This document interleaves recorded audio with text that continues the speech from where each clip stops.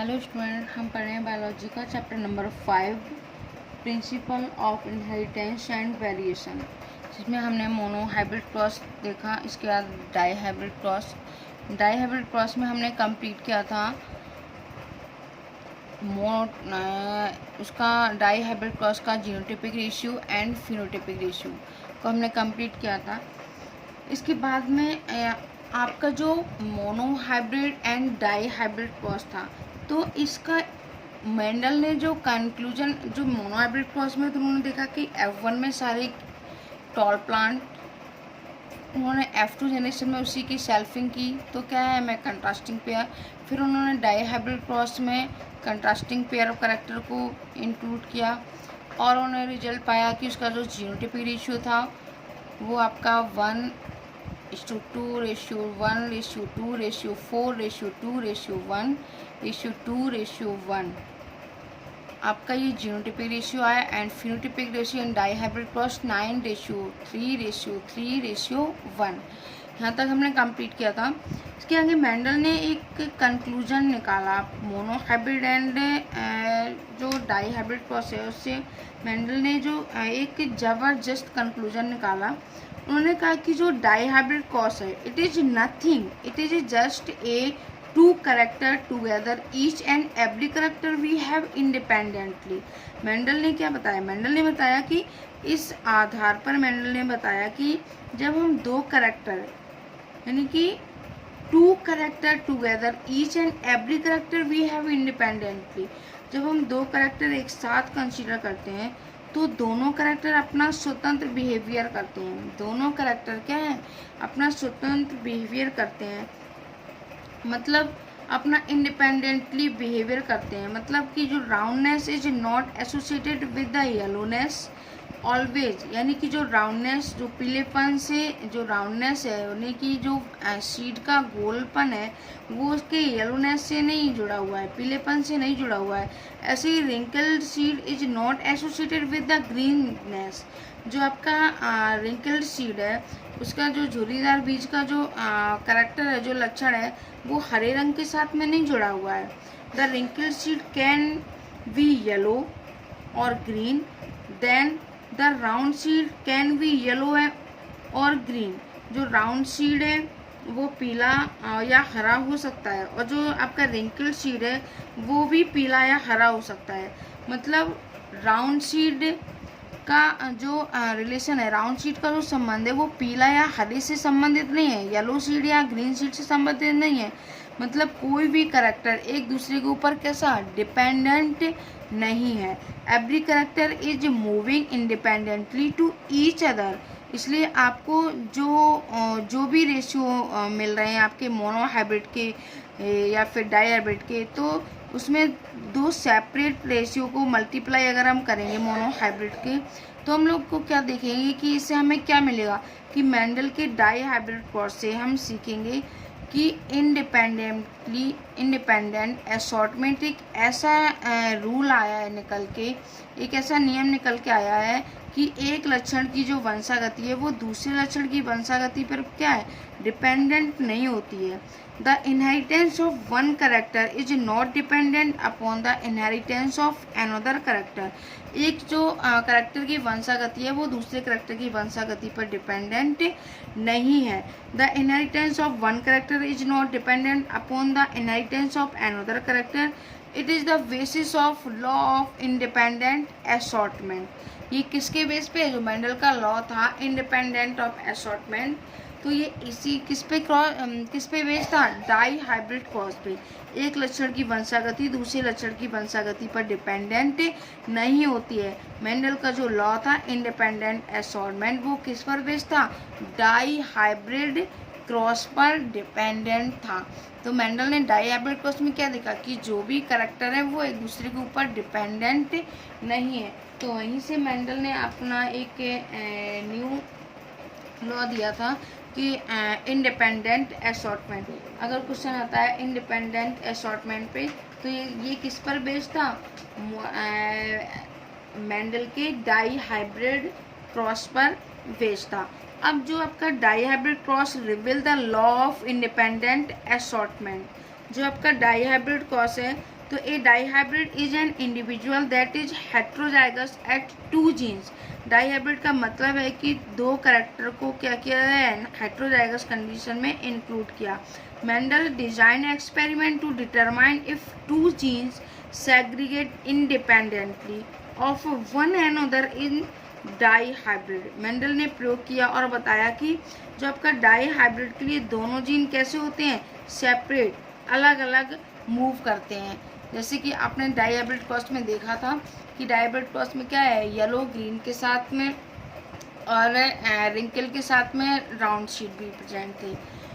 तो first constructing true breeding lines for both trait cross then to produce dihybrid offspring and examine the F2 for parental और recombinant type. Recombinant का मतलब क्या है, character आपस में कैसे हो गए, रिकॉम्बिनेंट हो गए हैं। येलो ग्रीन के साथ हो गया है और ग्रीन ने येलो के साथ, रिंकल्ड ग्रीन के साथ में था वो येलो भी हो सकता है, और जो राउंड येलो के साथ वो और राउंड ग्रीन के साथ भी। तो ये क्या हो गया, ये रिकॉम्बिनेंट टाइप के करेक्टर इंक्लूड हो गए।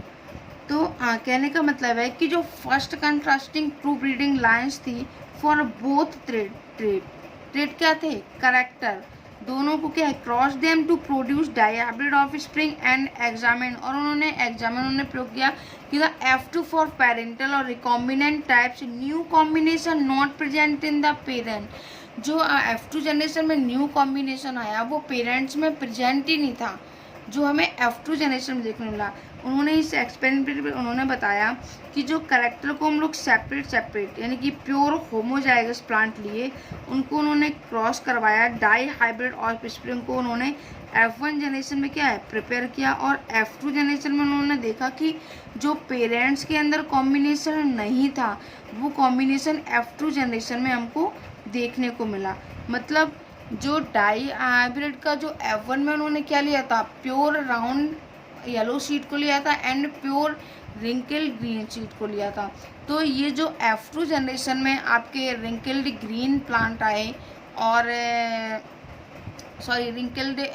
रिंकल्ड येलो और राउंड ग्रीन शीट आए, वो पेरेंट में करेक्टर नहीं थे जो F2 जनरेशन में हमको देखने को मिला। मतलब पेरेंट्स क्या था, राउंड एंड येलो थे, रिंकल्ड और ग्रीन थे, लेकिन F2 जनरेशन में हमको क्या मिला, राउंड एंड ग्रीन मिल रहे थे और रिंकल्ड एंड येलो भी देखने को मिले। और ये क्या बताता है, ये एक्सपेरिमेंट बताता है कि जो F2 जनरेशन में हमको ऐसे कैरेक्टर देखने को मिले जो पेरेंटल टाइप्स एंड रिकॉम्बिनेंट दोनों टाइप के शो होते हैं। रिकॉम्बिनेंट ऐसे कैरेक्टर जो येलो और ग्रीन में मिक्स अप हो चुके हैं, और जो पेरेंटल टाइप कौन थे, जो प्योर कैरेक्टर। तो हमें रेशियो क्या मिला था, 9:3। तो 9 कितने थे आपके, प्योर येलो थे। तो इससे डिपेंड क्या है कि जो मेंडल का रिजल्ट, अगर मैं बात करूं result of Mendel dihybrid cross, Mendel का जो डाईहाइब्रिड क्रॉस में जो रिजल्ट आया, तो in F2 generation contain both parental types and recombinant type. F2 generation में क्या हमें कंटेंट मिला, पेरेंटल एंड रिकॉम्बिनेंट दोनों टाइप के हमको ट्रेट्स मिले। इसी तरह से alleles of genes assort independently and can this appear in any combination in the offspring. मतलब F2 जनरेशन में हमको ऐसे कैरेक्टर देखने को मिले जो पेरेंटल टाइप एंड रिकॉम्बिनेंट दोनों टाइप के शो होते हैं। मतलब राउंडनेस और येलोनेस तो मिलेगा ही मिलेगा, लेकिन रिंकल्ड और येलो भी मिलेगा, और राउंड ग्रीन भी देखने को मिले, ग्रीन और रिंकल्ड येलो भी देखने को मिलेगा। इसका मतलब ये है कि जो जीन का वैकल्पिक रूप है, यानी कि जीन का वैकल्पिक रूप क्या होगा, एलील, और जीन का वैकल्पिक रूप क्या है, एलील है, वो इंडिपेंडेंट असॉर्टमेंट करते हैं। यानी कि जो भी एलील हैं वो आपके अल्टरनेट फॉर्म ऑफ जीन है। यानी कि अगर हम उन्होंने लिया है राउंड येलो, तो वो राउंड येलो क्या है, सीड ने अपने आपको क्या किया है, सेग्रीगेट किया है, मतलब अलग किया है। तो वो इंडिपेंडेंट असॉर्टमेंट करते हैं, स्वतंत्र वंशागति करते हैं, इसलिए वो किसी भी कॉम्बिनेशन में संतानों में पहुंच सकते हैं। मतलब जो कहने का मतलब ये है कि डाईहाइब्रिड क्रॉस में बेटा जो भी आपके येलो और उन्होंने yellow and round and wrinkled green sheet को लिया था पेरेंटल में, तो ये जो भी शीट थे वो कैसे थे, अपने आप में स्वतंत्र थे। वो किसी के कोई भी कॉम्बिनेशन हो सकता था, राउंड ग्रीन के साथ जा सकता था एंड येलो रिंकल के साथ जा सकता था, कोई भी एक दूसरे के साथ में जा सकता था। उनमें कोई भी, यानी कि वो पूर्ण रूप से कैसे थे, स्वतंत्र थे, इंडिपेंडेंट थे। इसीलिए तो F2 जनरेशन में हमें न्यू कॉम्बिनेशन देखने को मिलता है जो कि पेरेंटल में नहीं था। अगर ये कॉम्बिनेशन इंडिपेंडेंट नहीं डिपेंडेंट होते तो क्या हमें ये रेशियो मिलता 9:3, तो हमें ये रेशियो नहीं मिलता। तो इसलिए ये वो किसी भी कॉम्बिनेशन में संतानों में पहुंच सकते हैं। दैट वाई राउंडनेस गोल भी जो होगा वो बेटा येलो भी होगा और ग्रीन भी मिल सकता है। रिंकल शीट होगा वो ग्रीन भी होगा और येलो भी मिल सकता है, क्योंकि वो कैसे हैं, इंडिपेंडेंट वंशागति करते हैं, स्वतंत्र वंशागति करते हैं। वो हमें यहाँ क्या मिला कि इंडिपेंडेंट असॉर्टमेंट का मतलब है, एक सिंपल सी बात है कि हमने एक capital R small r capital Y small y है हमारे पास, जो किस में मिला था हमें F1 जनरेशन में। यही आया था जब हमने F1 में क्रॉस करवाया था, capital R capital Y small y. तो जब हमने इनका गैमीट बनाया तो ये गैमीट क्या बना था, कैपिटल आर कैपिटल वाई बना था। और हमें मालूम है कि गैमीट जब भी बनते हैं तो वो क्या है, गैमीट हमेशा जोड़े में होते हैं। तो जोड़े में होते हैं तो दोनों जीन क्या है, एक साथ नहीं आते हैं। हमने आपको पढ़ा भी है कि जब मेयोसिस होती है तो होमोजाइगस जीन क्या है, आमने सामने आते हैं, वे सेग्रीगेट करते हैं तो अपोजिट पोल की तरफ मूव करते हैं। तो एक के क्या बनेगा आपका, कैपिटल आर कैपिटल आई बना, दूसरा आपका कैपिटल आर स्मॉल वाई बना, फिर तीसरा क्या बना था, स्मॉल आर कैपिटल वाई, और चौथा क्या बना था आपका गैमीट, स्मॉल आर और स्मॉल वाई। अब पेरेंट से क्या आया, कैपिटल आर और कैपिटल वाई आया था, तथा स्मॉल आर और स्मॉल वाई पेरेंट से ये भी आया था। तो जब दोनों पेरेंट इनमें से, अब कंफ्यूज मत हो जाना, अब पेरेंट कौन था, पेरेंट तो वही थे ना जो कैपिटल आर और कैपिटल वाई को हमने क्रॉस करवाया था स्मॉल आर और स्मॉल वाई से। ये क्या थे, पेरेंट थे। अब इनसे जब गैमीट का फॉर्मेशन हुआ तो इनसे क्या आया था, एक से कैपिटल आर आया था, एक से कैपिटल वाई आया था। अगर आप कंफ्यूज आप लोग हो रहे हो तो आप लोग अपना नेक्स्ट लेक्चर आप लोग देख सकते हैं कि यहाँ पर क्या लिया था, कैपिटल आर कैपिटल वाई। यहाँ से आप लोग देख सकते हैं जब फर्टिलाइजेशन हुआ तो हमें क्या मिला, F1 में हेटेरोजाइगस कंडीशन मिली थी। क्या आया था, capital R small r capital Y small y. अब यहीं पे फिर किसका फॉर्मेशन हुआ था, गैमीट का फॉर्मेशन हुआ था। आई थिंक आपको क्लियर हो रहा होगा। तो अब इसका मतलब क्या है, जब भी ये जो भी पेरेंट से मिले थे आपको, ये जो कैपिटल आर और ये जो कैपिटल वाई है, जब भी पेरेंट से ये रेशियो आया था तो आपने देखा था कि हमेशा जो रेशियो आया वो कैसा आया था, बराबर। पेरेंट जो बराबर का रेशियो, यहाँ पर आप लोग देखो कि इक्वल रेशियो लिया था। जब फर्टिलाइजेशन हुआ तो कैसे गैमीट आए आपके, हेटेरोजाइगस कंडीशन में। अब यहाँ पर आपने देखा, फिर हमने इसमें क्या करवाई थी, सेल्फिंग।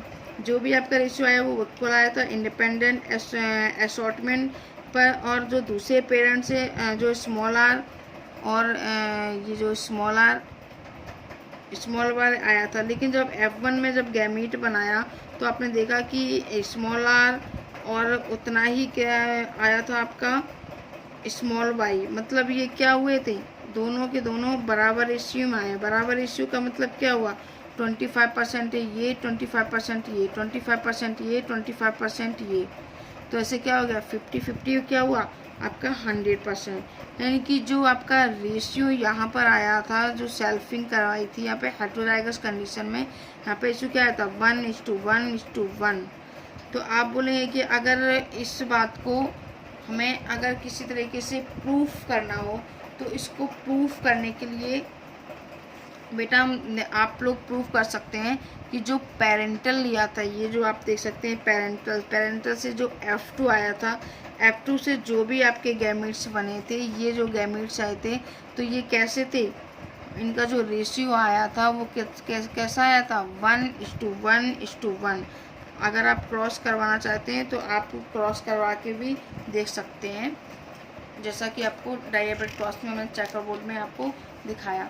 अब मेरा कहने का मतलब ये है कि इन सारी चीज़ों से जो एक कंक्लूजन मेंडल ने निकाला कि जो भी करेक्टर हैं वो कैसे हैं, इंडिपेंडेंट हैं, वो किसी के ऊपर डिपेंडेंट नहीं है। क्वेश्चन पूछा जाता है कि जो मेंडल का डाई हाइब्रिड क्रॉस है और जो इनकम्प्लीट असॉर्टमेंट है वो किस पर बेस्ड है, तो इनकम्प्लीट जो असॉर्टमेंट लॉ है वो बेस्ड है मेंडल के डाई हाइब्रिड क्रॉस। और जो डाई हाइब्रिड क्रॉस है, आपने जब मोनो हाइब्रिड क्रॉस पढ़ा था तो उसके बाद आपने टेस्ट क्रॉस बैक क्रॉस पढ़ा है। देन हम लोग कंप्लीट करेंगे डाई हाइब्रिड क्रॉस। इन डाई हाइब्रिड क्रॉस में क्या है, डाई हाइब्रिड टेस्ट क्रॉस। जैसे मोनो हाइब्रिड टेस्ट क्रॉस पढ़ा, हम पढ़ेंगे डाई हाइब्रिड। डाई का मतलब क्या है, वहाँ पर मोनो में हमने 1 कैरेक्टर इंक्लूड किया, डाई में मतलब कितने, हम 2 कैरेक्टर को इंक्लूड करेंगे। तो आप देख सकते हैं कि हमने क्या बताया था कि आपको जो भी आपका F1 आएगा, टेस्ट क्रॉस में क्या लेते हैं, F1 इंटू रिसेसिव। तो जो भी F1 का ये लिए रेशियो लिया जो F1 में आया था, और ये क्या लिया हमने, रिसेसिव रेशियो। जिनका जब हमने क्रॉस करवाया, बेटा गलती मत करना, नहीं आपस में इस तरीके से क्रॉस करवाने लगो।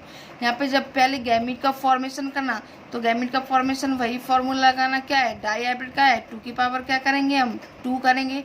तो यहाँ पर आप लोग देख सकते हैं यहाँ पे 2 टाइप के गैमीट्स प्रेजेंट हैं। देखिए हेटेरोजाइगस कंडीशन है, एक टाइप का ये है, एक टाइप का ये।